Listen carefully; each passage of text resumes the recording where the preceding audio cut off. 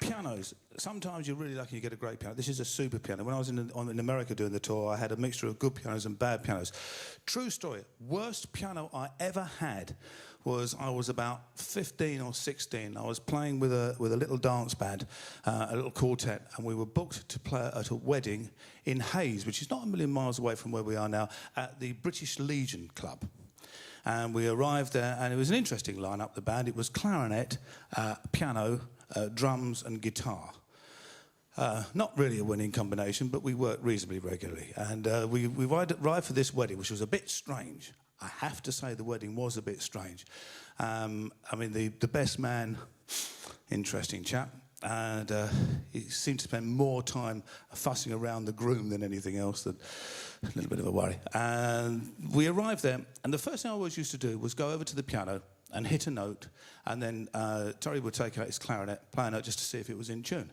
And there in the corner was this nice upright piano, white, painted white, looked all right. I lifted up the lid and hit an A, like that, and Terry hit a B or whatever it was on his clarinet, and he said, "Oh yeah, that's great, that's fine, lovely." I said, "Okay, fine."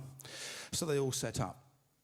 And we're ready to start. And then the best man, sort of after doing all the speeches, he sort of said, "And now we're going to have some dancing to." Well, I did tell you, I did warn you. He said, "We're going to have some dancing now to the Concord Quartet." And we used to play this piece called Green Dolphin, and I used to start it off on the piano. And it normally used to start off something like. And then all the band would come in. And so Terry went, "Off you go, Rick." And all you heard was. And Terry said, come on.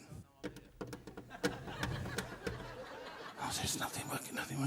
There's all the people like on the dance floor, you know. And we can't. And we lifted up, this absolutely true, lifted up the top of the upright piano and looked in there, and there was one hammer. Just one hammer. And it was that note that I'd hit.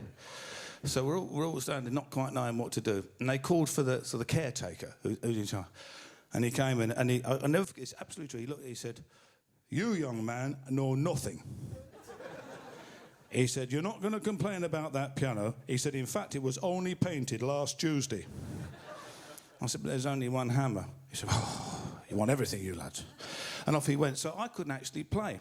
And it all ended up in a total disaster. And I think, if I remember rightly, the drummer ended up going off with one of the bridesmaids, and the guitar player ended up going off with the best man. So it was happy all round. Why have I told you that?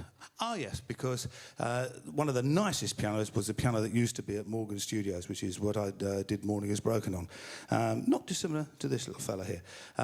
For those of you, as I say, who know the Cat Stevens story that I tell, you'll understand the ending that I say did have a happy ending, because in the end, Cat Stevens did organise that I got paid, and the money went to one of his charities for one of his schools, so it had a happy ending. And if you've got no idea what I'm talking about, then go out and buy Legend 2000 and you'll understand it.